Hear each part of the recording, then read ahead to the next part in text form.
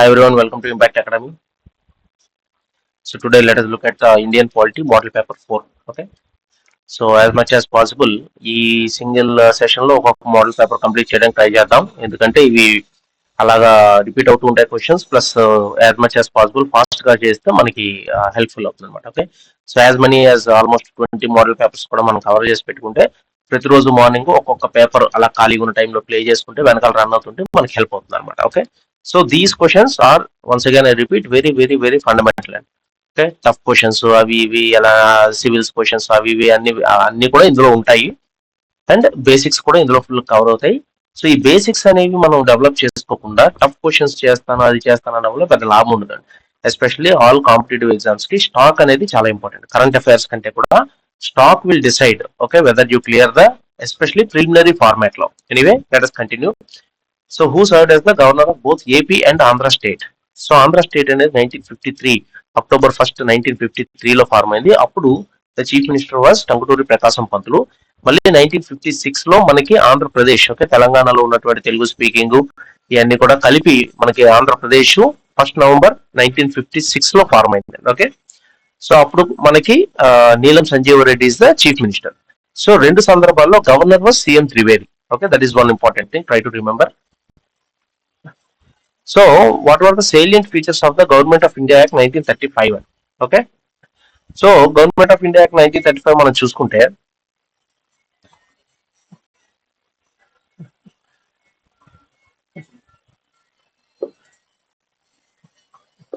So 1773 1781 ఇవన్నీ చూస్తాం. Okay, ఇవన్నీ కూడా వెరీ ఇంపార్టెంట్. సో 1833 లో మనకు చాలా ఇంపార్టెంట్ పాయింట్స్ ఉంటాయి చూడండి. 53 లో కూడా చాలా ఇంపార్టెంట్ పాయింట్స్ ఉంటాయి. 1858 1861 92 1909 1919 ఈ రెండు కూడా చాలా ఇంపార్టెంట్. ఓకే. సో 1935 కి మనం డైరెక్ట్ గా వచ్చేస్తే so government of India act 1935 లో provided for the establishment of all India federation consisting of provinces, princely states, etc. Princely states did not join and so federation didn't come into existence. Okay, but all India federation అనేది జరిగింది. Residue powers were given to the viceroy, abolished diarchy in provinces. So government of India Act 1919 లో bicameralism for the first time introduced అదొకటి ఉంది. మళ్ళీ communal representation separate electorate అనేది 1909 లో జరిగింది. Okay, మొన్న లేటెస్ట్ గ్రూప్ 1 ప్రిలిమినరీలో ఇది అడిగారు. So very very important. 1909 లో మనకి separate electorate especially for Muslims అనేది వచ్చింది. దాన్ని సపరేట్ గా 6 క్రిస్టియన్ ఆంగ్లో ఇండియన్స్ ముస్లిమ్స్ కి అందరికీ ఎక్స్టెండ్ చేసింది 1919 లో. నెక్స్ట్ 1935 లో ఫర్దర్ గా దాన్ని separate electorate for depressed classes, women, labour etcetera. Okay, ఇవన్నీ కూడా జరిగాయి. ఆర్డర్లు గుర్తుపెట్టుకుంటే మీకు ఈజీ అవుతుంది. సో 1919 లో మనకి ఏం జరిగిందంటే dyarchy in provinces. So provinces అంటే స్టేట్స్ అని అనుకోండి అప్రాక్సిమేట్ గా. సో సెంటర్ అంటే సెంట్రల్ గవర్నమెంట్ అనుకోండి. సో స్టేట్ లెవెల్లో ప్రావిన్సెస్ లో డయార్కీ అంటే transferred subjects and reserve subject.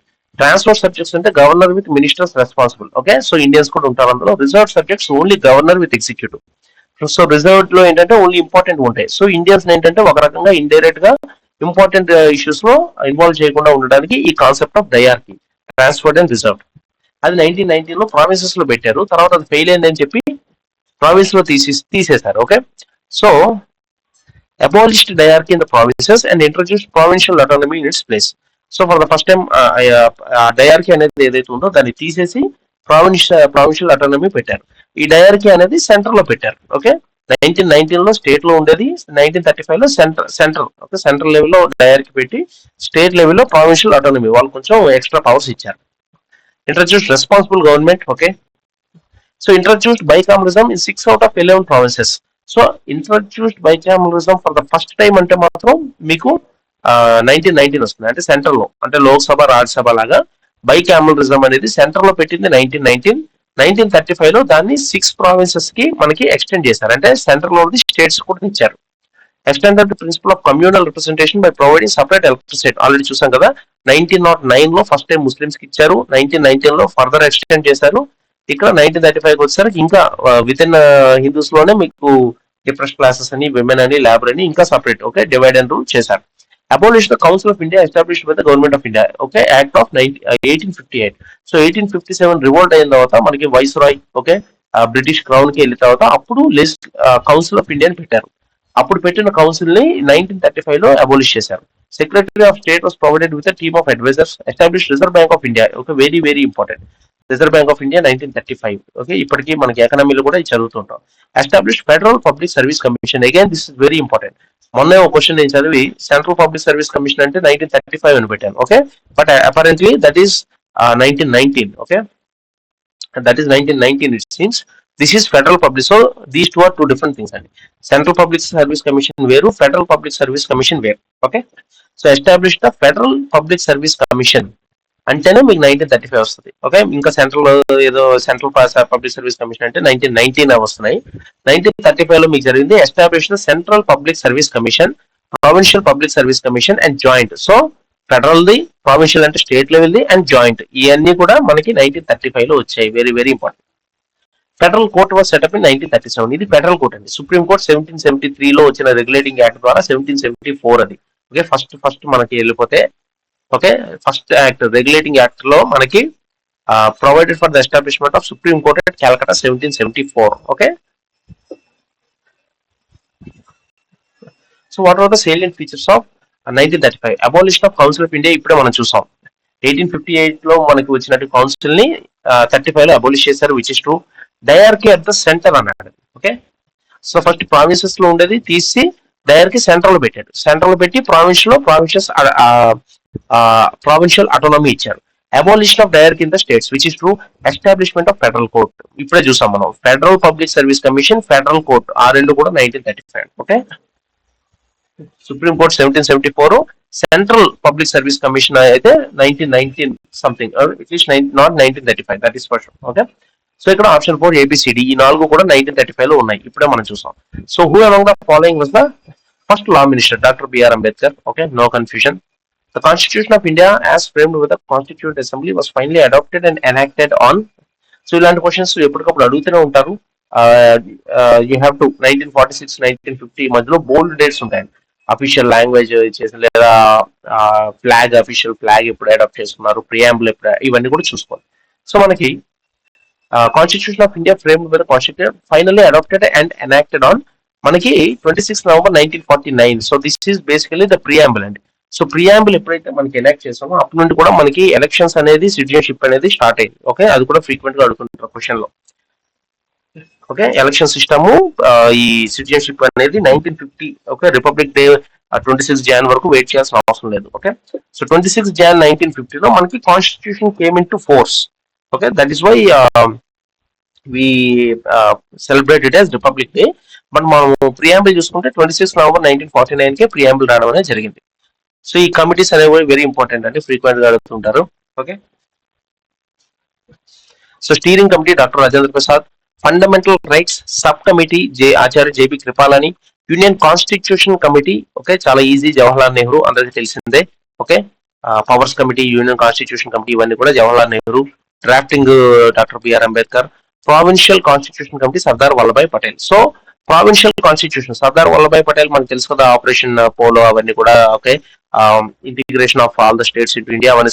Provinces అంటే స్టేట్స్ కింద మనం జనరల్ గా చూసుకుంటాం కాబట్టి provincial constitution Sardar Vallabhbhai Patel. So గుర్తుపెట్టుకోండి. Okay,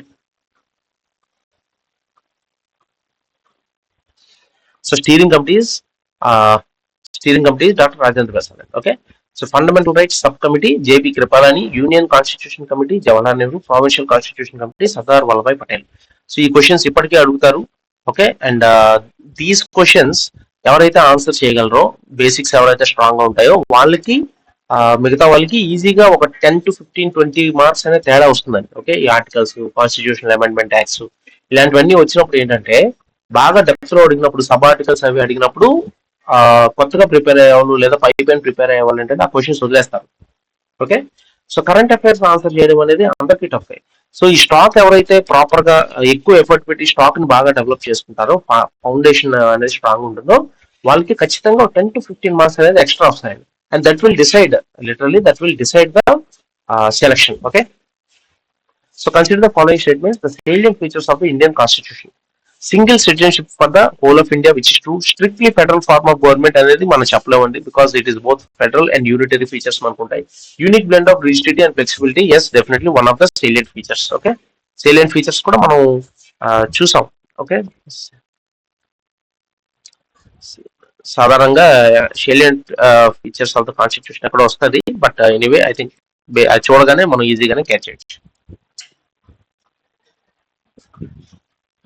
So the philosophical postulates of the Constitution of India are based on the objective resolution of Pandit Nehru 1947. Okay. So ఇవన్నీ కూడా మనం చూసుకుంటే Nehru report 1928, that is Motilal Nehru. Okay. Subjective resolution of Pandit Nehru 1947. Okay. So that actually later became the మనం objective resolutions కదా. So ఈ fundamental rights, ఈ ప్రియామ్, ఈ directive principles అవన్నీ కూడా దీని బేస్ మీద ఎక్కువగా ఉంటాయి అన్నమాట. ఓకే. ఓకే. సో ఈ objective resolution of Pandit Nehru 1947 is basically the basis for the preamble అండి. ఓకే. మన ప్రియాంబుల్ ఏదైతే మనం అడాప్ట్ చేసుకున్నామో దానికి basis objective resolution. Okay.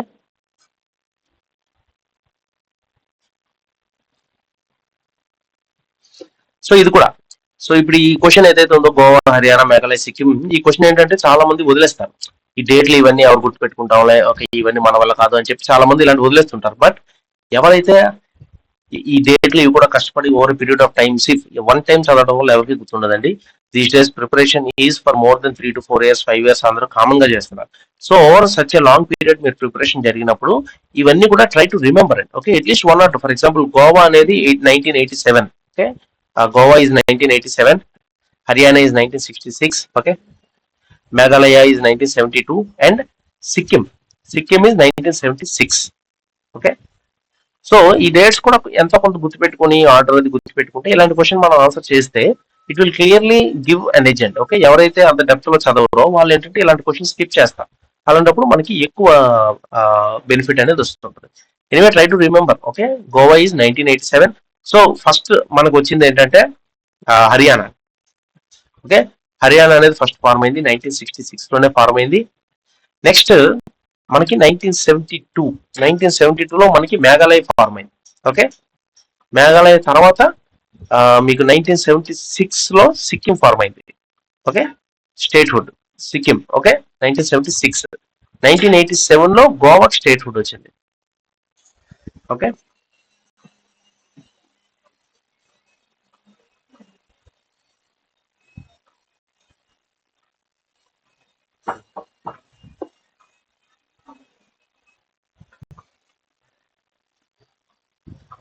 Okay. So originally the Citizenship Act 1955 also provided for the Commonwealth citizenship. Okay. So అప్పుడు Commonwealth అంటే ఏదైతే Britain under లో బోల్డ్ అని ఈ స్టేట్స్ ఏవైతే ఉన్నాయి, ఇండియా, ఇండోనేషియా, ఓకే, ఇవన్నీ కూడా బ్రిటిష్ కామన్వెల్త్ లో పార్ట్ కింద ఉండేవి. సో ఒరిజినల్ గా అప్పుడు సిటిజన్షిప్ యాక్ట్ 1955 లో కామన్వెల్త్ లో కూడా మనం though India became a separate independent country, Commonwealth లో కూడా మనకి ఇది ఉండేది. Okay. We were also nominally part of the Commonwealth. So the provisions for Commonwealth citizenship was replaced by the Citizenship Amendment Act 2005. Okay. So that is wrong. Okay. Commonwealth citizenship అనేది repeal ఏం particular గా చేసినట్లేదు, just cross check. Okay. So original గా citizenship act 1955 లో Commonwealth citizenship కూడా మనకి ఉండేది direct గా. సో అప్పటికి జస్ట్ ఇంకా మనకి ఇండిపెండెన్స్ వచ్చింది కాబట్టి జస్ట్ ఫార్మల్ గా నామినల్ గా కామన్వెల్త్ లో కూడా మనకి సిటిజన్షిప్ ఉండేది. But provisions for Commonwealth citizenship was repealed by the citizenship act of 2003 అండి. Okay. Not 2005. So citizenship act అనేది మల్టిపుల్ టైమ్స్ మనకు అలా అమెండ్ అవుతూనే ఉంటుంది. ఓకే. దానిలో 2003, 2005, 2019, 23 ఇలా బోల్డ్ ఉంటాయి. దానిలో 2003. సో 2003 ఏదైతే ఉందో that has repealed the citizenship, ఈ Commonwealth citizenship. Okay. So only one is correct. So match list 1 with list 2 and select the correct answer using the codes. Okay. So Indira Sawhney case అనగానే మనకి ఈ ఓబీసీ రిజర్వేషన్స్ అవన్నీ కూడా రావాలి. So 3. Okay. Reservation for OBC. So OBC ఏమైందంటే so 1978 లో మనకి for the first time Congress government పోయి జనతా గవర్నమెంట్ వచ్చినప్పుడు వాళ్ళు ఈ బ్యాక్వర్డ్ క్లాసెస్ కోసం మండల్ కమిషన్ అనేది వేయడం జరిగింది. ఓకే. 1978 లో. సో 1978 లో మండల్ కమిషన్ వేస్తే దాని రిపోర్ట్ 1980 లో సబ్మిట్ చేశారు, కానీ అది పక్కన పెట్టారు. Okay. Almost 10 years. Again 1990. Okay. 1990 ఆ టైంలో At the time it was PV Narasimha. Okay, PV Narasimha government under లో మళ్ళీ మండల్ కమిషన్ రిపోర్ట్ తీసి 27% రిజర్వేషన్ ఓబీసీస్ ఇస్తే అప్పుడు ఇందిరా సాహ్ని కేసు అనేది జరిగింది. Indra Sawhney is either she the advocate or some supporter of the against ఈ రిజర్వేషన్. మొత్తానికి ఇందిరా సాహ్ని కేసు అనేది సుప్రీం కోర్టుకి వెళ్ళి దెన్ సుప్రీం కోర్ట్ అప్హెల్డ్. అది 1992 లో జరిగింది. ఓకే, సో ఈ టైం లైన్ ఇదంతా కూడా గుర్తుపెట్టుకోండి, ఎందుకంటే some times they will ask, question can be asked anyway. So 1978 లో మండల్ కమిషన్ వేస్తే 1980 రిపోర్ట్ వస్తే ఆఫ్టర్ 10 years 1990 తర్వాత సుప్రీం కోర్టులో 1992 లో జడ్జ్మెంట్ వస్తే then 27% reservation has been upheld for the OBCs. Okay, so అప్పుడు ఏంటంటే చాలా మంది జనరల్ కేటగిరీ స్టూడెంట్స్ అందరూ కూడా ధర్నాలకు వచ్చి సూసైడ్ ఐటమ్స్ అవి ఇవి, అంటే అప్పటికే ఎస్ఎస్సీ రిజర్వేషన్ అనేది ఉంది, దాని మీద ఇంకో 27% ఓబీసీ కూడా ఇస్తే ఇంకా మాకేం సీట్లు మిగులుతాయి అని చాలా ధర్నాలు అవి జరిగి supreme court kept 50% cap. Okay, reservations అనేవి 50% దాటకూడదు అని చెప్పి క్యాప్ పెట్టడం, అవన్నీ కూడా ఇందిరా సాహ్ని కేసులో జరిగాయి. Supreme court upheld the 27% reservation to OBC, దాంతో పాటు creamy layer non creamy layer concept plus cap on 50% reservations. Okay, Tamil Nadu is one state which has more than 50%. Okay, తర్వాత మినర్వా మిల్స్ అనగానే మనకి ఫస్ట్ ఇవల్యూషన్ ఆఫ్ ద ఇది చూసుకుంటే evolution of the basic structure of the constitution అవన్నీ కూడా మనం చూసుకుంటే first Golaknath case అవన్నీ శంకర్ ప్రసాద్ అవన్నీ కూడా స్టార్టింగ్ లో వస్తాయి. తర్వాత కేశవానంద్ భారతి కేసు 1973 లో basic structure of the constitution అనేది పెట్టడం జరిగింది. తర్వాత 1980 లో మినర్వా మిల్స్ కేసులో revival of judicial review. So Minerva Mills లో జ్యుడిషియల్ రివ్యూ అనేది బేసిక్ స్ట్రక్చర్ లో యాడ్ చేయడం జరిగింది. సో B4 అండి. ఓకే, సో A3 B4 ఆ రెండు మనం చూస్తే ఆల్రెడీ మనకి ఆన్సర్ 3 అని తెలిసిపోతుంది. C2 Gopalan cases procedure established by law and Shankari Prasad power of parliament to amend part 3 of the constitution upheld. So first Golaknath case అవన్నీ జరిగిన తర్వాత శంకరి ప్రసాద్ కేసులో ఈ ఫండమెంటల్ రైట్స్ ను కూడా పార్లమెంట్ అమెండ్ చేయగలదు అని చెప్పి ఇచ్చారు.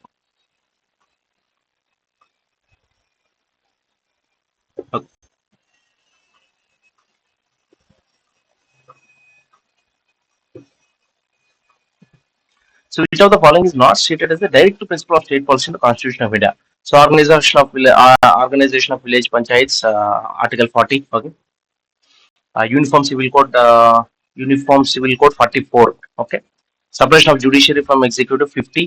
Right of minorities to establish and administer educational institutions. So 2930 lo mostly Article 30. Okay. Article 30 mostly. Let us see. ఇవన్నీ కూడా వెరీ ఇంపార్టెంట్. సో మనకి 32 అక్కడతో ఫండమెంటల్ రైట్స్ అయిపోతా అరౌండ్ 36 నుండి మనకి directive principles of state policy.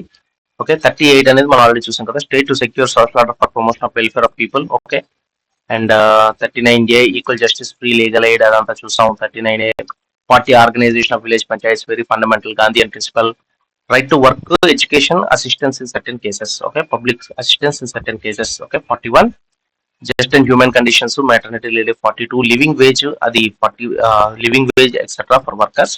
Participation of workers in management of industry. 43A promotion of cooperative societies. 97th Amendment Act. Uniform Civil Code for citizens. 44 provision for free and compulsory education. 45. So 46 SC/ST. 47 nutrition and prohibition of drugs, intoxicants. 48 అనేది agriculture animal husbandry. 48 protection of environment safeguarding of forests. Okay, so తర్వాత 49 protection of monuments places objects of national importance. 50 separation of judiciary from executive. 51 is promotion of international peace and security. So ఇవన్నీ కూడా by heart ఉండాలండి. So ఇవన్నీ కూడా మనం చూస్తాం కదా. Organisation of village panchayats 40, uniform civil code 44, separation of judiciary from executive article 50 and right of minorities ఇది మన ఆర్టికల్ 30 అనుకున్నాం కదా. So cultural and education rights law. 29 protection of interest of minorities, right of minorities to establish and administer educational institutions, article 30. Okay, so ivanni kuda very fundamental ga andarki gurtundali. Next, fundamental duties have been added in the constitution by 42nd Amendment Act 1976 in accordance with the recommendation of the Swaran Singh Committee. ఇది కూడా very fundamental. Okay, Swaran Singh committee వల్ల మనకి ఈ 42nd Amendment Act అనేది దానిలో ఆ recommendations లో major గా ఫండమెంటల్ డ్యూటీస్ కూడా యాడ్ చేయడం జరిగింది. Next, an amendment of the Constitution of India for the purpose of creating a new state must be passed by simple majority in the parliament. So new state create చేయాలంటే అసలు state legislation ఎటువంటి ఇది ఉండదు. So మనం ఇప్పుడు ఆంధ్రప్రదేశ్ తెలంగాణ టైంలో కూడా మనం అబ్జర్వ్ చేస్తే ఆంధ్రప్రదేశ్ స్టేట్ అనేది రిజర్వేషన్ పాస్ చేసి పంపించింది అగేన్స్ట్ ద డివిజన్, బట్ దాని వల్ల ఏం యూజ్ ఉండదు. At the end of the day it's only in the parliament అండి. పార్లమెంట్ లో కూడా మీకు సింపుల్ మెజారిటీతో it can be done. Okay, it does not need ratification of half of the states, 2/3 of the states అవన్నీ wrong అండి. 2/3 members special majority కూడా ఉండాల్సిన అవసరం లేదు. ఓకే, న్యూ స్టేట్ క్రియేట్ చేయాలంటే సింపుల్ మెజారిటీ అనేది మనకు సరిపోతుంది. సో ఇన్ విచ్ కేస్ అయితే supreme court pronounce the judgment for the first time that basic structure cannot be. So basic structure అనే డాక్టరీని ని ఫస్ట్ టైం ఇంట్రడ్యూస్ చేసింది కేశవానంద భారతి కేసులో. సో అది కాకుండా ఇది కూడా అడుగుతుంటారు. ఫర్ ఎగ్జాంపుల్ ఇక్కడ ఉన్నటువంటి కేసెస్ అన్ని కూడా ఆర్డర్ లో పెట్టమంటారు. ఓకే, సో మినర్వా మిల్స్ అనేది 1980, సో గోలక్నాథ్ అనేది Shankar Prasad case 1951, Golaknath 1967 something. So ఈ ఆర్డర్ కూడా గుర్తుపెట్టుకోండి. Shankar Prasad, Golaknath, Kesavananda Bharati, next Minerva Mills, అవన్నీ కూడా ఆర్డర్ లో గుర్తుపెట్టుకోవాలి. వాటి మీద కూడా క్వశ్చన్స్ అడుగుతారు. సో మినర్వా మిల్స్ లో జ్యుడిషియల్ రివ్యూ అనేది బేసిక్ స్ట్రక్చర్ లో యాడ్ చేశారు, అది కూడా గుర్తుపెట్టుకోండి. కేశవానంద భారతి కేసులో basic structure of the constitution అనే డాక్టర్ ని తెచ్చారు. మినర్వా మిల్స్ లో జ్యుడిషియల్ రివ్యూ గురించి యాడ్ చేశారు. ఓకే, గోలక్నాథ్ కేసులో I think fundamental rights cannot be amended అన్నట్టున్నారు, లేదా Shankar Prasad just cross check. Okay, I think Shankar Prasad లో ఫండమెంటల్ రైట్స్ అమెండ్ చేయకూడదు అని చెప్పి గోలక్నాథ్ లో fundamental rights can be amended అని ఇచ్చి ఉండొచ్చు. Okay, once cross check.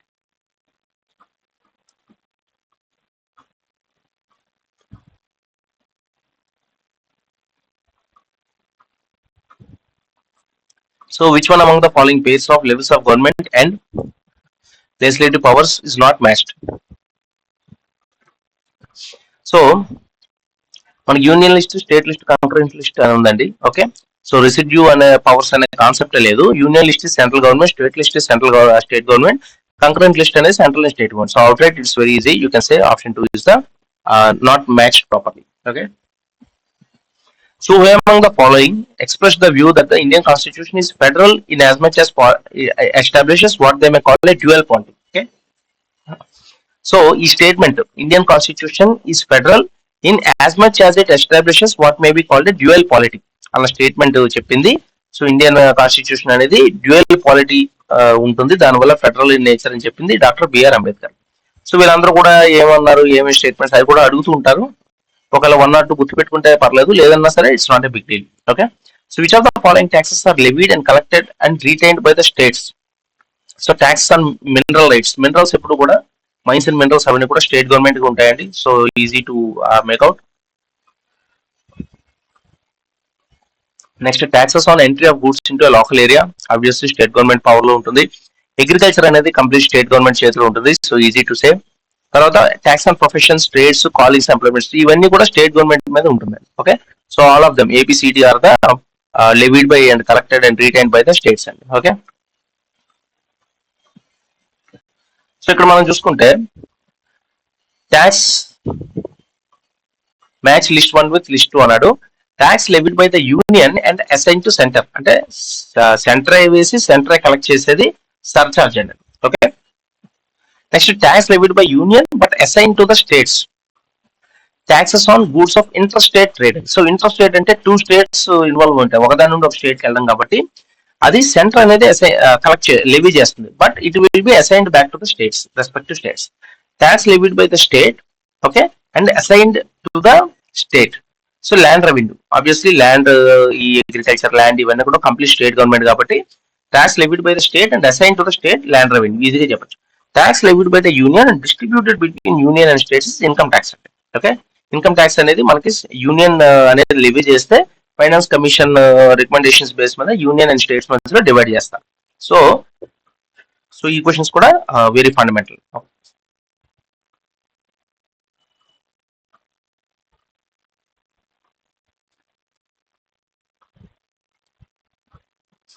So which of the following statements on zonal councils are correct? So they owe their existence to the Constitution of India అంటున్నాడు. So zonal councils కాదండి, inter state councils, ఇవన్నీ కూడా article 263 అవన్నీ కూడా మనం చూసాం కదా.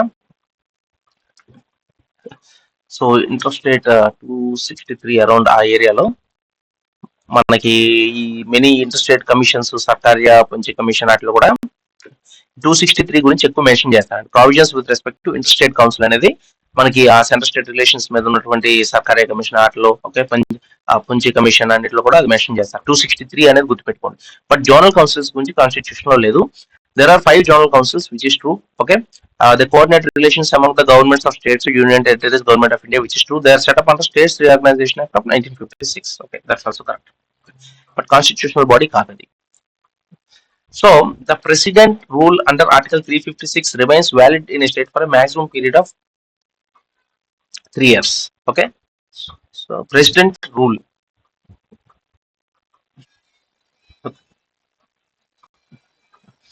So president rule అనేది ఆర్టికల్ 356 లో ఎప్పుడెప్పుడు ఇస్తారంటే మనకి when there is a national emergency is declared. Okay, when national emergency is declared in either whole of India, any part of India, or election commission recommends to the president that elections conducting the elections is not possible. Okay, for various reasons.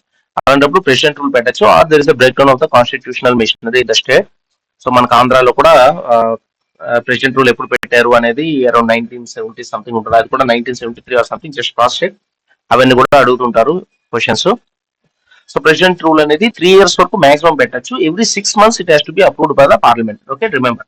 So 3 years కంటే ఎక్కువ పెట్టడానికి అవుతుంది. ఆ తర్వాత you have to conduct elections. But every 6 months, okay, every 6 months it has to be approved by the parliament and it can be extended for a maximum period of 3 years.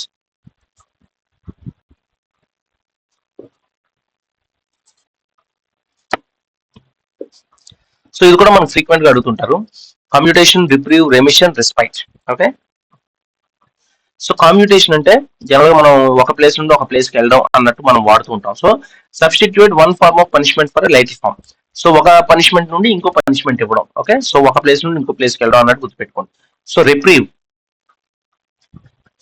Stay of the execution of a sentence for a temporary period. Okay, so execution of a sentence ఒక 10 years జైలు శిక్ష చేస్తే టెంపరీగా దాన్ని పొడిగించడం reprieve.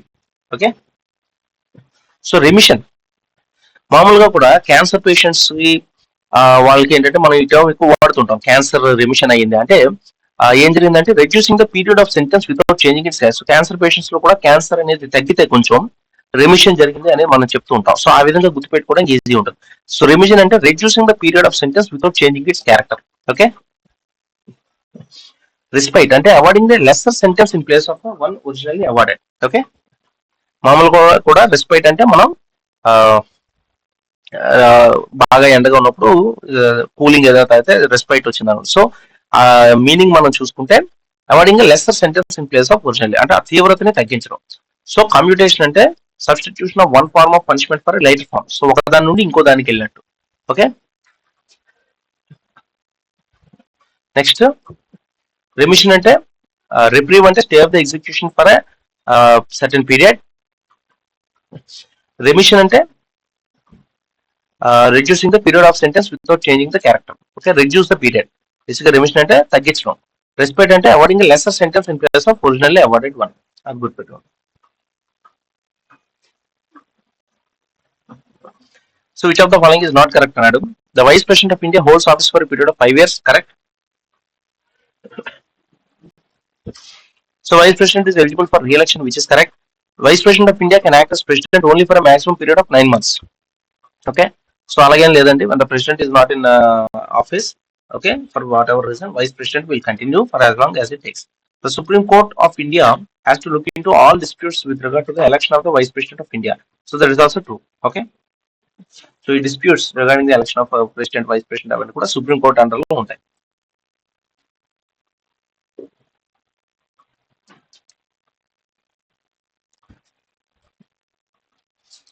So the Constitution of India lays down that the proposals for legislation are to be communicated to the president by the prime minister. So ఈ articles కూడా మనం చూసాం కదా. ఆర్టికల్ మామూలుగా ప్రెసిడెంట్ అంటే మనకి 52 నుండి స్టార్ట్ అవుతుంది. Okay, so 52 president of India. Okay,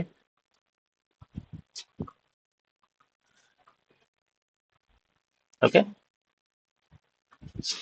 so executive power of union, election of president, manner of election, ఇవన్నీ కూడా qualifications 58, oath or affirmation 60. So ఇవన్నీ ఇంకా మళ్ళీ 72 is very important. Power of president to grant pardons, suspend, remit, commute sentences etcetera. తర్వాత office of vice president 63. Okay, election of vice president, ఇవన్నీ అయిన తర్వాత 74, 75 is regarding the Prime Minister and Council of Ministers. Okay, Council of Ministers to aid and advise the President, other provisions as to ministers. So ikkade Prime Minister ఇది కూడా మనకు వస్తుంది.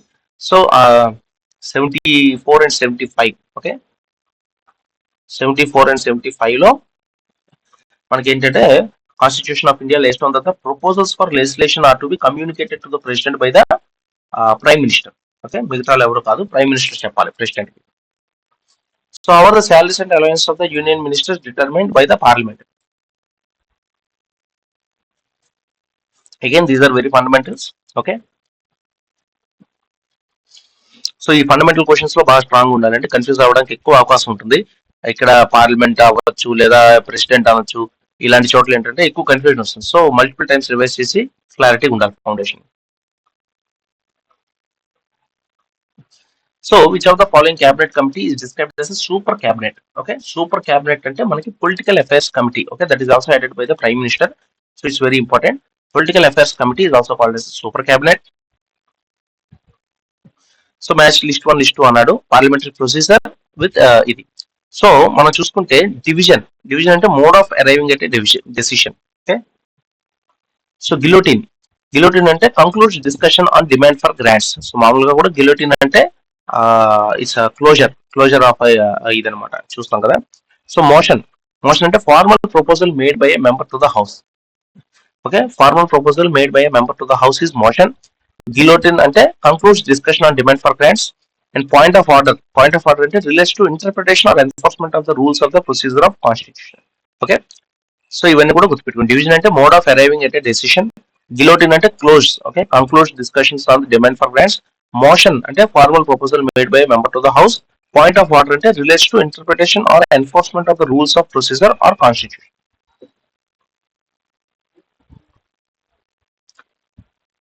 ఇది again very fundamental question. Who among the following decides whether bill is the money bill? Speaker of the Lok Sabha. Okay, speaker of the Lok Sabha decides whether bill is a money bill. దాని article కూడా ఉంటుంది, everybody has to remember. Article 110 if I'm not wrong. Okay, so article 110 is definition of money bills. Very very very fundamental. Okay, definition of money bills article 110. తర్వాత speaker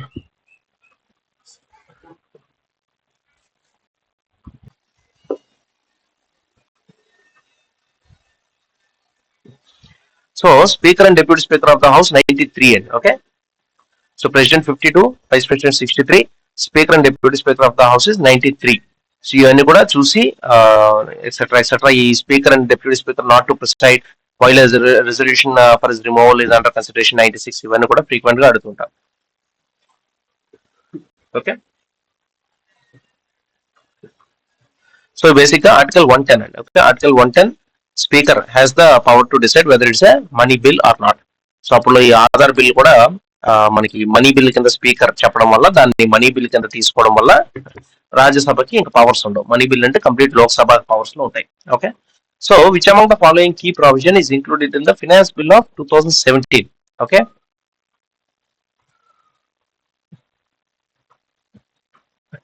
so limiting cash transactions to ₹2 lakh. Aadhaar has been made mandatory for filing income tax returns effective from 1st July 2017. Corporate donations to electoral trust to be made only by means of check demand draft and electronic transfers. Okay, anyway, ఇది పాత question కాబట్టి no need to worry. Next, so Rajya Sabha has equal powers with Lok Sabha in the matter of creating new all India services. So ఇక్కడ Rajya Sabha has more power. Okay, Lok Sabha does not have the power to create new all India services. రాజ్యసభకి ఆ power ఉంది. తర్వాత state list మీద ఏమైనా parliament state list మీద ఏమైనా చేయాలంటే law అనేది even then it has to what is Rajya Sabha only can take a resolution state list మీద చేయడానికి. సో అలాగా there are some cases around 3 cases where Rajya Sabha has more powers with Lok Sabha. Okay, so అలా మనం చూసుకుంటే removal of the government. Okay, so removal of the government అనేది రాజ్యసభకు సంబంధం లేదండి. So in order to dissolve the Lok Sabha, the bill has to be passed in the Lok Sabha. Okay. Tarvata in making cut motions kuda okay, Rajya Sabha ki equal powers levels. Lok Sabha has more powers. So in amending the constitution, so constitution amendment bill anedi Lok Sabha lo aina ravachu, Rajya Sabha lo navvachu. So Rajya Sabha has equal powers with Lok Sabha in amending the constitution అని మనం చెప్పవచ్చు. The consolidated fund of India is made up of all revenue receipts of the government of India. Okay. Consolidated of India, all revenue districts అన్ని కూడా అందులో కలిపాయి. So which of the following committees consists representatives of both houses, namely Lok Sabha and Rajya Sabha? So estimate committee 30 members ఉంటారు. ఆ 30 members కూడా okay మనకి దీని నుండి వస్తారు, లోక్ సభ నుండి వస్తారు. Okay, next committee on subordinate legislation కూడా మనకి ఇది ఉండదు, రాజ్యసభ ఉండదు. Public accounts committee and committee on public undertakings ఈ రెండిట్లో కూడా మీకు రాజ్యసభ లోక్సభ నుండి రిప్రజెంటేటివ్స్ ఉంటారు. ఓకే, సో ఇందులో okay fine. So estimates committee is completely Lok Sabha. So remember only CMD public accounts committee, committee on public undertakings mostly 15 ఉంటారు. Estimate committee is the largest committee, 30 members ఉంటారు, all from Lok Sabha. ఆ questions కూడా అడుగుతారు.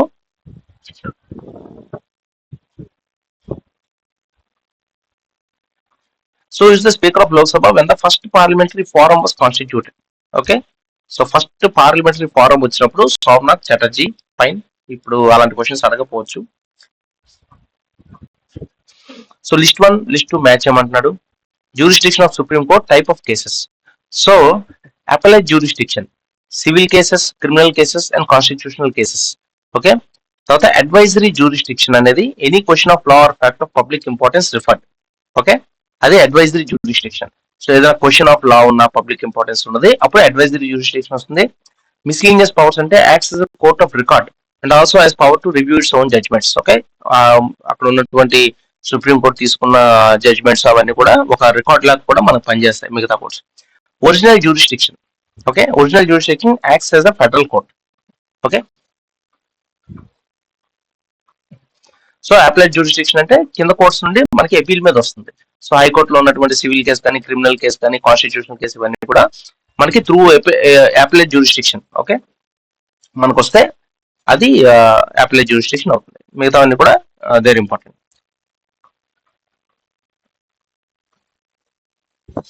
So which of the following pair state and its legislative assembly seats are wrongly match అంటారు. సో ఇవన్నీ అంత గుర్తుపెట్టుకోవాల్సిన అవసరం లేదండి. ఆంధ్రప్రదేశ్ కూడా ఇప్పుడు 175. ఓకే, సో 175, గోవా 40, బీహార్ 243 చాలా ఎక్కువ ఉన్నాయి. ఓకే, అస్సాం ఇది ఉత్తరప్రదేశ్ కూడా ఎక్కువ ఉంటాయి. So Assam is wrongly matched. Anyway no need to remember such number based questions. So which of the following are functions to which scope of the discretionary powers of the governor is limited. Okay,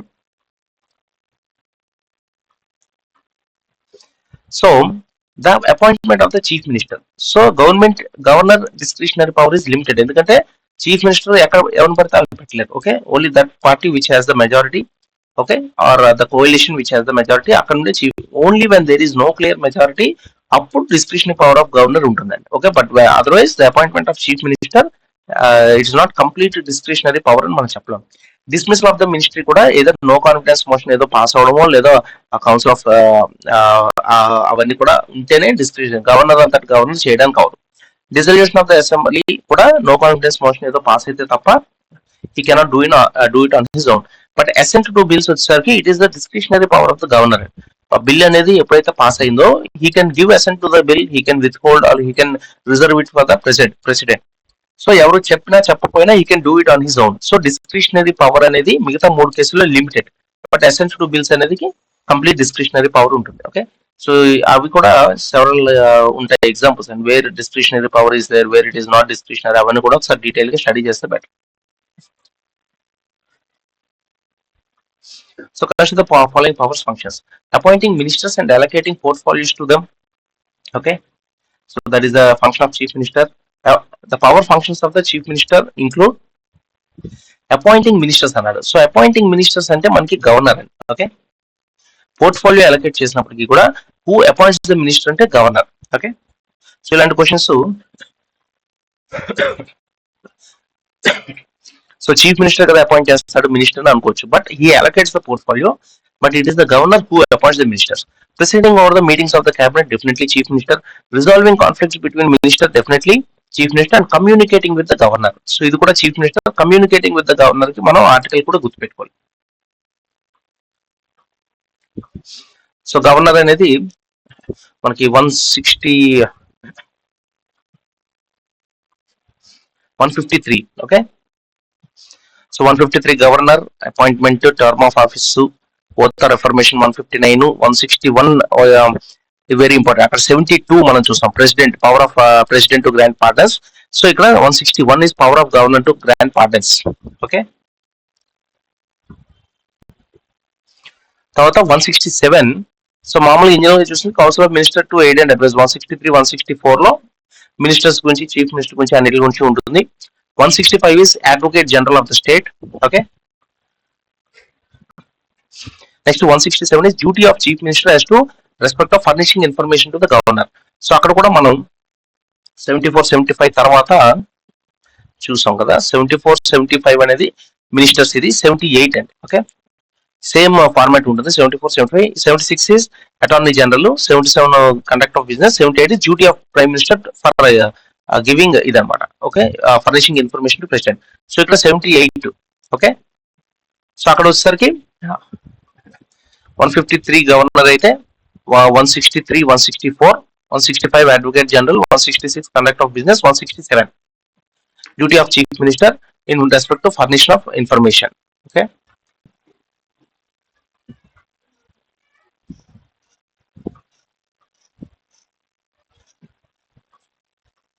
so which of the following are not mentioned in the Constitution of India? Okay, so council of ministers headed by chief minister మనం already చూసాం. 163, 164 అక్కడ చూసాం. Collective responsibility of the state council of ministers, so 163, 164 అక్కడే చూసాం. So resignation of state ministers అనేది మనం చూసినట్లేదు కదా ఇక్కడ.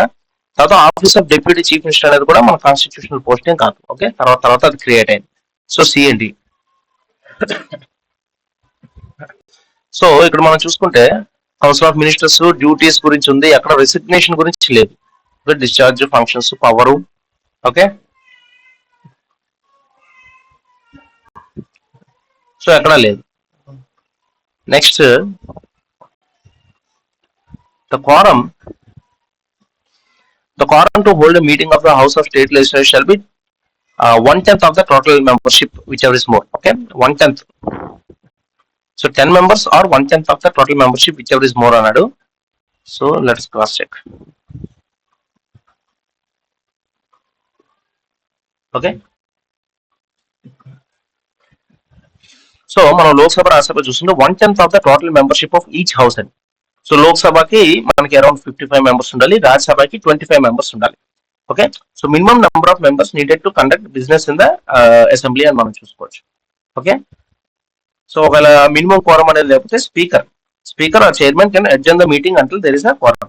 Okay, so 1/10 of the total membership. ఈ 10 మెంబర్స్ అనేది రాంగ్ అండి.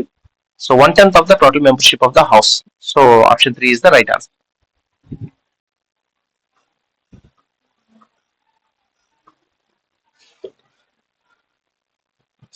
So the nature of consultation with the Chief Justice of India in matters of appointment of a judge to a high court is correctly described as. So high court judge ను కూడా ఇక్కడ సాధారణంగా మనం ఏంటంటే central లెవెల్లో appointments అన్ని president చేస్తే, state లెవెల్లో మనం గవర్నర్ చేయడం చూస్తాం. ఓకే, సో అక్కడ ప్రైమ్ మినిస్టర్ ప్రెసిడెంట్ అపాయింట్ చేస్తే, ఇక్కడ చీఫ్ మినిస్టర్ ని గవర్నర్ అపాయింట్ చేస్తారు. But when it comes to judges, okay, supreme కోర్టులో జడ్జెస్ ని ప్రెసిడెంట్ అపాయింట్ చేస్తే, హైకోర్టులో కూడా మనం ఏంటంటే ఆటోమేటిక్ గా గవర్నర్ అనుకుంటాం. బట్ ప్రెసిడెంట్ హైకోర్టు జడ్జెస్ ని, చీఫ్ జస్టిస్ ని కూడా ప్రెసిడెంట్ అపాయింట్ చేస్తాడు. Keep that in mind. Okay, so ఈ ప్రాసెస్ లో చీఫ్ జస్టిస్ ఆఫ్ ఇండియా తోటి కన్సల్ట్ చేసినప్పుడు that can be said as a conformity with the opinion of the chief justice అనుకోవచ్చు. Okay, ఈ particular question లో అలా అనుకోవచ్చు.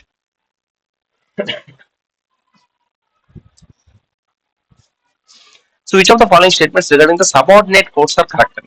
The function at district and lower levels correct. The pattern and designation of subordinate courts is not uniform. Okay, so different states లో కొంచెం different గా ఉంటుంది, exact గా యూనిఫామ్ గా ఉండదు. Okay, so both 1 and 2 are correct. So the power of the President of India to declare that Article 370 under which the state of J&K enjoys a special taxes are ceased to be operative is subject to అంటున్నాడు. Okay, public notification and recommendation of the constituent assembly of the J&K. So అప్పుడు ఇదైందండి. Okay, అప్పుడు ఈ point raise చేశారు. So constituent assembly recommendation కూడా ఉండాలి actual గా, as per the Jammu and Kashmir ఉన్నటువంటి separate constitution కింద. బట్ ఇప్పుడు కాన్స్టిట్యూంట్ అసెంబ్లీ లేదు కదా, సో ఎలా చేస్తారు అని అప్పుడు క్వశ్చన్ అది వచ్చింది. తర్వాత అది కోర్టుకి వెళ్ళింది, కోర్ట్ హ్యాస్ అప్హెల్డ్. సో అప్పుడు మీరు గుర్తుంటే ఇట్ ఈస్ దిస్ కంటెన్షన్ అనమాట. రికమెండేషన్ లో కాన్స్టిట్యూట్ అసెంబ్లీ ఆఫ్ జేఎన్కే ఉండాలి కదా అని పాయింట్ ఫ్రీక్వెంట్ గా వచ్చింది. సో పబ్లిక్ నోటిఫికేషన్ ఒకటి ఉండాలి, recommendation of the constitute assembly. Okay, ఆ రెండు ఉండాలి. Next, temporary transitional and special provisions mention in the part 21 of the Constitution of India relate to all of the above. Okay, Jammu and Kashmir, Nagaland, Assam. Okay, part 21. Last వెళ్ళిపోతే ఇవన్నీ cross అయ్యి, so ఇవి కూడా మనకి frequent గా అడుగుతుంటారు. 370 J&K తీస్తారు, ఇప్పుడు లేదు. 371 is Maharashtra and Gujarat. Okay, A Nagaland, B Assam, C Manipur, D and D are related Andhra Pradesh అండి, special provision with respect to Andhra Pradesh. E అనేది central university in Andhra Pradesh. F అనేది Sikkim. Okay, G Mizoram, H Arunachal Pradesh, I అనేది గోవా, జే అనేది కర్ణాటక. సో వీటి మీద కూడా కంపల్సరీగా ఒక క్వశ్చన్ అడుగుతూ ఉంటారండి చాలా ఫ్రీక్వెంట్ గా. అడిగినప్పుడు ఏంటంటే చాలా మంది వదిలేస్తారు, ఇవన్నీ ఎవరు గుర్తు పెట్టుకుంటారులే అని వదిలేస్తారు. బట్ ఒక క్వశ్చన్ వస్తే మీరు ఆన్సర్ చేయగలిగితే that will definitely help and so put the extra effort and try to remember these things. Okay, part 21 లో, ఓకే, part 21 లో ఉన్న 370 నుండి జే వరకు కూడా ట్రై టు రిమెంబర్ అండి, ఎందుకంటే ఫ్రీక్వెంట్ గా క్వశ్చన్స్ అడగడం అనేది మనం చూసాం. సో అడిగినప్పుడు we should be able to answer.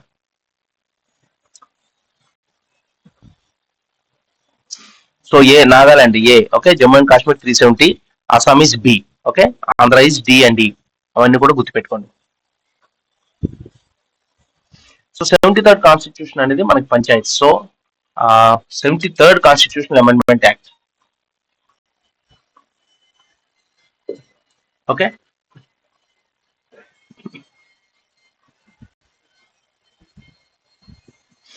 So GVK Rao committee, LM Singhvi committee, ఇవన్నీ కూడా మనకి they are related to panchayat Raj.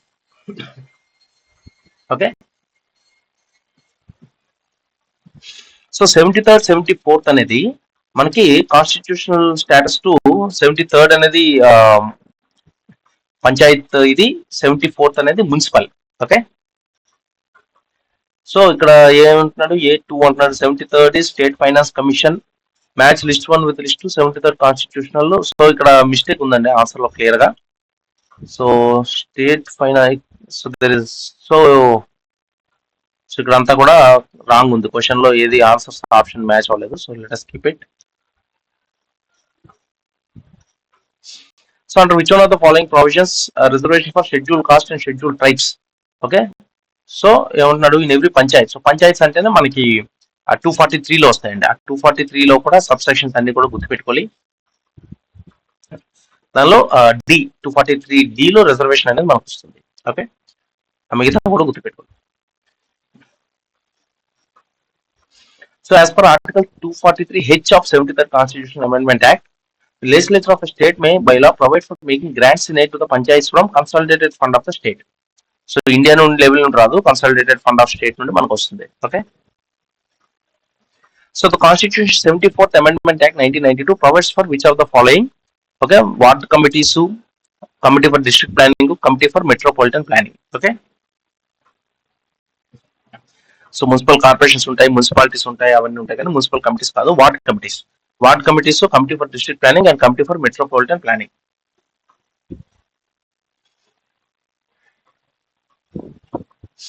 So metropolitan committee can be set up in an area having a population of about 10 lakhs.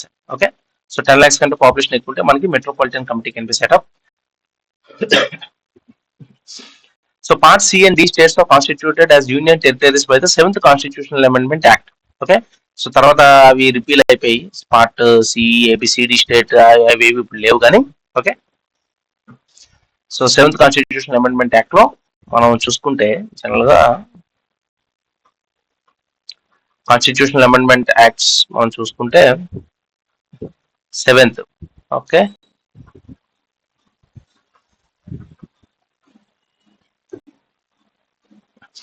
So abolish the existing classification of states in 4 categories. So అప్పుడు ఇది ఉండేది part 4 AB అవన్నీ.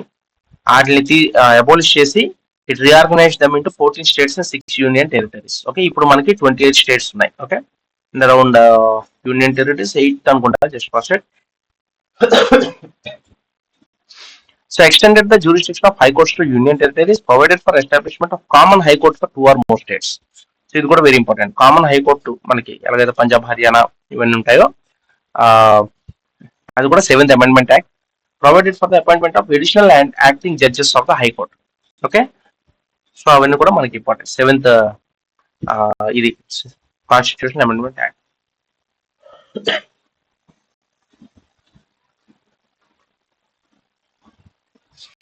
So the president may from time to time fix the number of election commissioners of the election commission on the basis of law made in respect by the parliament.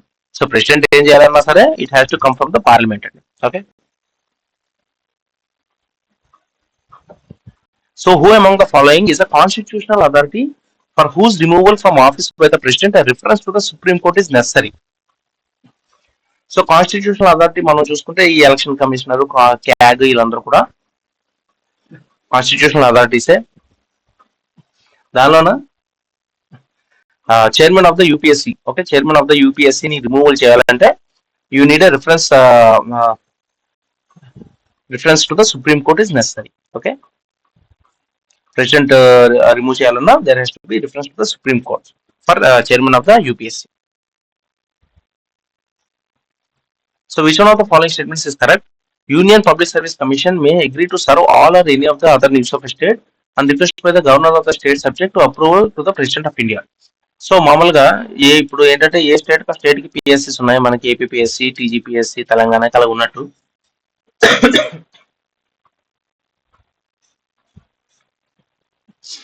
So అలా కాకుండా the request by the governor, okay, state subject కాబట్టి on the request by the governor with approval of the president UPSC can act for the needs of any other state also. అది కూడా గుర్తుపెట్టుకోండి. So the Finance Commission recommends distribution of net proceeds of the union government arising from specified taxes without the surcharge between union and the states. Okay, ఎందుకంటే surcharge ఇవన్నీ కూడా exclusive గా union government ఉంటాయి. So specified taxes among the states కాదు, union and the states. All taxes కూడా కాదు. ఓకే, all taxes between union and states కాదు, స్పెసిఫైడ్ ట్యాక్సెస్ వితౌట్ సర్చార్జ్.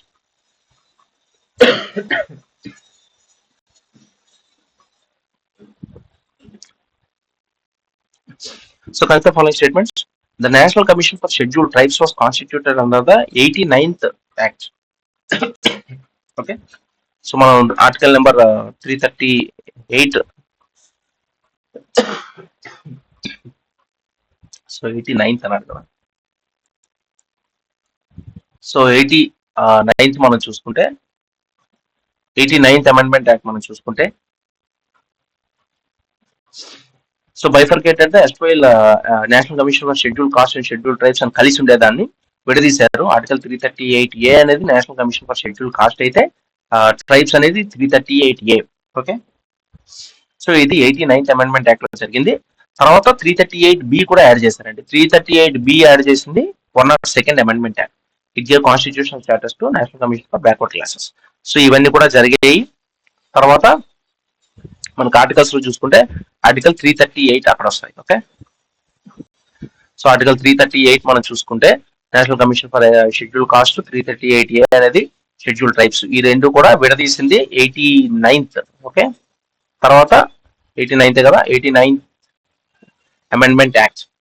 తర్వాత మనకి 102nd ద్వారా 338B అనేది వచ్చింది. First national commission for schedule tribes was constituted in 2006. So అది 2006 కాదు. National commission for scheduled caste and scheduled tribes common గా ఉంటుందండి. ఓకే, ఓన్లీ ట్రైబ్స్ అని సపరేట్ చేసింది మనకి ఆ 89th Amendment Act ద్వారా.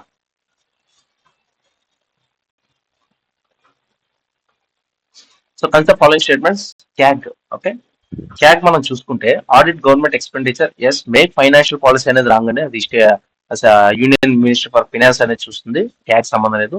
Sanction grants to various departments అవన్నీ కూడా ఈ ఫైనాన్స్ కమిషన్ వాళ్ళు చూసుకుంటారు. See that public expenditure are in conformity with the government rules. That is true. Okay, A and D are the functions of CAG. So were the special invitees of NITI Aayog at present. So ఇది అవసరం లేదండి, ఎందుకంటే ఇప్పుడు అందరూ మారిపోయి ఉంటారు కాబట్టి. So role of finance commission in central state fiscal relation has been undermined by the planning commission. So finance commission అనేది కాన్స్టిట్యూషనల్ బాడీ, ప్లానింగ్ కమిషన్ అనేది just not even statutory body అయినప్పటికీ కూడా it became a very powerful organization and undermined the role of the finance commission. So the National Development Council was set up on the recommendation of the planning commission. Okay. So who among the following can be the chairperson of the National Human Rights Commission? Compulsory retired Chief Justice of India ayi undali. Okay. High Court kuda avadu. Chief Justice of India retired aitene National Human Rights Commission ki avutundi. Chairperson of the State Human Rights Commission can be removed by the particular దానిలో president. మళ్ళీ అది కూడా చూసుకోవాలి, state level governor అనుకునే అవకాశం ఉంటుంది, but ఆ human rights commission అనేది చాలా పెద్దది కాబట్టి only president can appoint and president can remove. So which of the following institutions have been set up by the government of India to check misconduct, malpractice, corruption and misdemeanor on the part of the public servants? So public servants మనం చూసుకుంటే central vigilance ఆ purpose కి ఉంటుంది, లోక్పాల్ అనేది ఆ purpose, okay, central bureau of investigation కూడా మనం ఆ పర్పస్ అని చెప్పుకోవచ్చు. స్పెషల్ పోలీస్ అనేది ఢిల్లీ, ఓకే, స్పెషల్ పోలీస్ అంటే ఈ ఢిల్లీ కానీ లేదా ఇండస్ట్రియల్ పోలీస్, సిఐఎస్ఎఫ్ అదంతా కంప్లీట్ డిఫరెంట్ అండి, that's not exactly for corruption, okay, అది స్పెషల్ పర్పస్ కోసం పెట్టిన పోలీస్. సో మిగతా మూడు ACD is the right answer.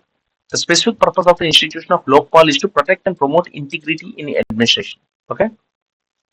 So which of the following states require judicial qualification for the appointment of which of the following state requires judicial qualification for the appointment of Lokayukta?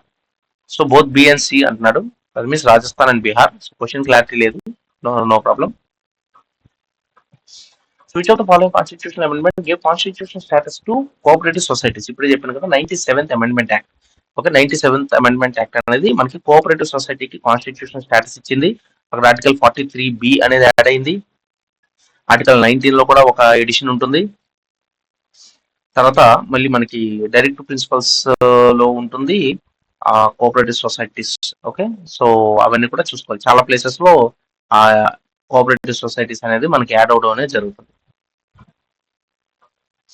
So which of the following set of articles of the Constitution of India contain provisions pertaining to the official language?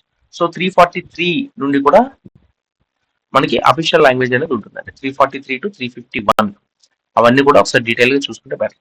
No criminal proceeding shall be instituted or continued against which one of the following in any court during the term of his office, president and governor only. So మిగతా వాళ్ళకి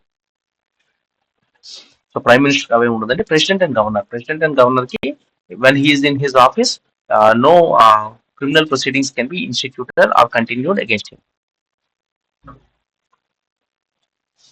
So growth of regional political parties in India is attributed to diversified nature of Indian society, regional imbalances in development, yes, inability to accommodate demands of various sections, okay, factional fight with the larger parties. So అవన్నీ కూడా మనం చెప్పుకోవచ్చు. So Congress, BJP వీటితో fight వల్ల, కాంగ్రెస్ తో fight వల్ల మనకి Telugu Desam party వచ్చింది. ఓకే, సో కాంగ్రెస్ అనేది మనకి అన్ని సెక్షన్స్ ఇచ్చేయడం వల్ల మనకి లోకల్ పార్టీస్ అనేవి రావడం జరుగుతుంది, ఎక్సెట్రా. అవన్నీ కూడా మనం కామన్ గా చెప్పవచ్చు. Which of the following circumstances are the courts debarred from interfering in electoral matters? Okay. So delimitation of constituencies and allotment of seats to the constituencies. అది పార్లమెంట్ లో జరుగుతుంది, దానిలో కోర్ట్స్ ఇంటర్ఫీరెన్స్ అనేది ఏమి ఉండదు.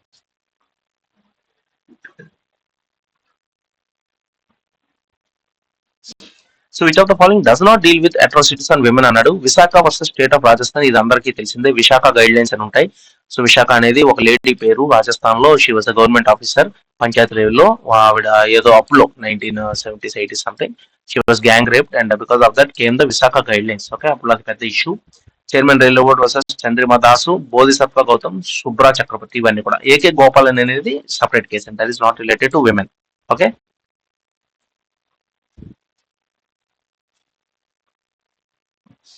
So which of the following is mention in the union list అంటున్నాడు.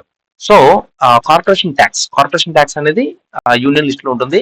మిగతావి మనం చూసుకుంటే స్టేట్ లిస్ట్ కానీ కంకరెంట్ లిస్ట్ లో కానీ ఎక్కువగా ఉంటాయండి. ఓకే, సో ఆ 3 లిస్టులు కూడా తీసి ఒకసారి అందులో ఏమేమి ఉన్నాయనేది డీటెయిల్ గా చూడండి. It is very important. So taxation on imports and exports, taxation on sales in course of inter state. So inter state అనేది ఎప్పుడు కూడా స్టేట్ సబ్జెక్ట్ లో మనకు ఉండదు, ఎందుకంటే ఒక స్టేట్ నుండి ఇంకో స్టేట్ వెళ్ళినప్పుడు వాళ్ళిద్దరికి క్లాషెస్ వస్తాయి. సో అలాంటివన్నీ కూడా ఎప్పుడు సుప్రీం కోర్టు కానీ సెంటర్ కానీ అలాగే ఉంటుంది. సో యూనియన్ సబ్జెక్ట్స్ అండి. Okay, taxation on imports and exports obviously union subject. Okay, and taxation of sales in the course of inter state trade అవన్నీ కూడా యూనియన్ సబ్జెక్ట్స్ కింద వస్తాయి. సో సీక్వెన్స్ అడుగుతున్నాడు. Voting age reduce from 21 to 18 years. Okay, so ఇవన్నీ కూడా మనం చూసుకుంటే,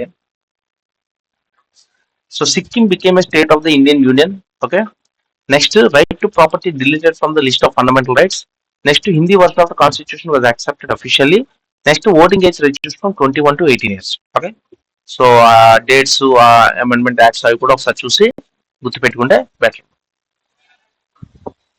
so what is the constitution 92nd amendment deal with? Okay, 92nd అనేది ఇట్ డీల్స్ విత్ ద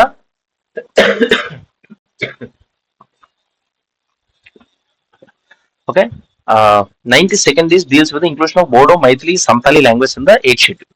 అది 92nd. ఈ సపరేట్ షెడ్యూల్ ట్రైబ్స్ ఆల్రెడీ మనం చూసాం 89. ఓకే, తర్వాత ఫండమెంటల్ రైట్ ఎడ్యుకేషన్ 86, అంతే కదా. సో మనం మామూలుగా చూసుకుంటే 86. Okay, 86th amendment is you can say right to education. 86th amendment of 2002 education related ఆ చేంజెస్ అన్ని కూడా అక్కడ జరిగాయి. తర్వాత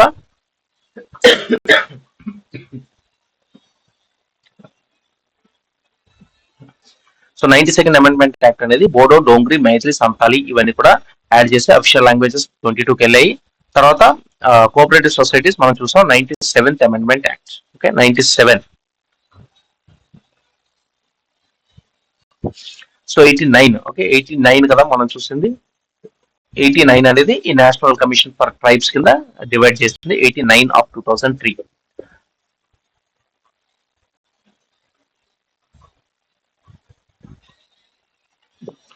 So which committee or commission appointed by the government of India first laid down the criteria for identifying creamy layer?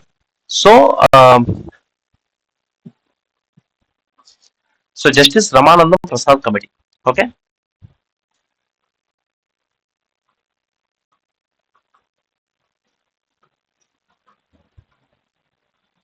Okay. So mandal commission అనేది మనం already చూసాం కదా. 1978 లో మండల్ కమిషన్ వస్తే రిపోర్ట్ 1980లో వచ్చింది. తర్వాత 1990లో అది మళ్ళీ పివి నరసింహారావు గవర్నమెంట్ దాన్ని ఓబీసీ రూల్స్ అవన్నీ తెస్తే ఇప్పుడు ఇందిరా సాని కేస్. ఓకే, అది 1992లో సుప్రీం కోర్టు అప్హెల్డ్ చేసిన తర్వాత అప్పుడు ఈ జస్టిస్ రామానందం ప్రసాద్ కమిటీ అనేది 1993లో వేయడం జరిగింది. Okay, to look after the creamy layer non creamy కింద డివైడ్ చేయడానికి justice Ramanandam Prasad committee.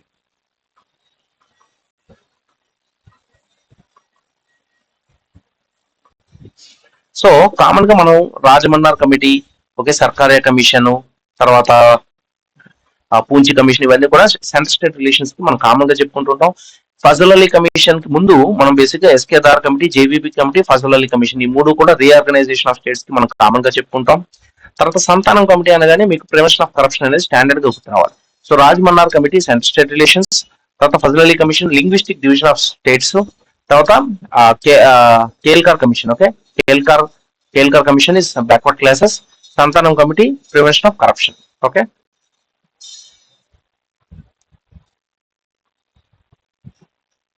so who introduced the Andhra Pradesh State Reorganization Bill in the Lok Sabha in February 2014? Sushil Kumar Shinde. So just put it on Sushil Kumar Shinde. So consider the following political events. So sequence lo petmanadu. So inclusion of 9th schedule in the constitution, fine. So the obviously first amendment.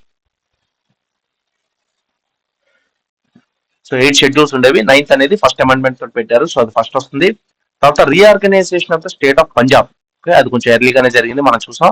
First non Congress government మనం చూసాం కదా 1978 ఆ టైంలో. 1975 ఈ emergency ఇవన్నీ జరిగిన తర్వాత Congress government పడిపోయి ఫస్ట్ నాన్ కాంగ్రెస్ గవర్నమెంట్ 1978 అప్పుడు వచ్చింది. ఓకే, జనతా గవర్నమెంట్, మొరార్జీ దేశాయ్ అవన్నీ కూడా చూసాం. తర్వాత passing of anti defection bill. So anti defection bill అంటే మనకి 1985. ఓకే, 10th షెడ్యూల్ 1985 చాలా కామన్ గా మనం చెప్పుకుంటాం. సో ఆ డేట్స్ అవి గుర్తుపెట్టుకోవడం వల్ల ఈ ఆర్డర్ లో పెట్టమన్నప్పుడు ఈజీగా మనం ఆన్సర్ చేయగలం. Okay, so this model paper is over. Okay, ఇంకో సెషన్ లో ఇంకో మోడల్ పేపర్ కంటిన్యూ చేద్దాం. Okay, thank you.